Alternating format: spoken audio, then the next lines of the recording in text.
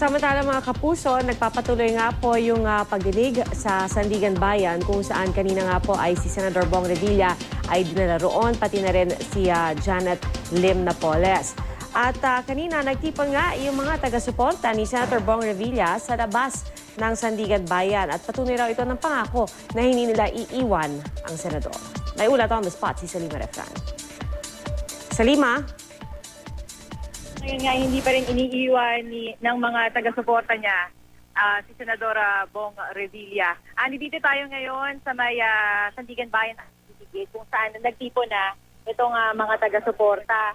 Nasa 20 to 30 itong mga suporta. Nakaupo lang sila dito. Mula doon sa COA gate, lumipat sila kasi gusto daw nila maipakita doon sa kanilang idolo na nandito sila at hindi sa iniiwan sa kahit na anong laban. Pawang nakaputi ang mga ito, Pia. Simbolo raw ng pagka-inosente ng senador. Meron din sila mga suot-suot na mga pin.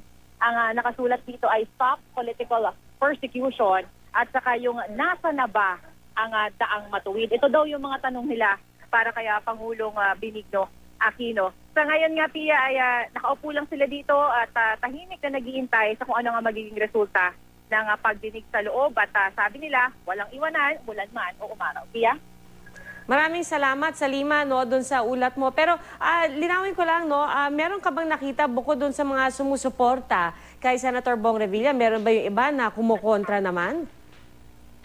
Pia, wala. Ang nakita lang natin dito, mga sumusuporta lamang kaya Senador Revilla. Wala nang iba pang grupo nga nagtipon-tipon dito. Bukod na lamang doon sa ating mga kapatid sa media, no?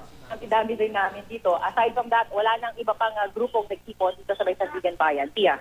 Maraming salamat, Salima Refran.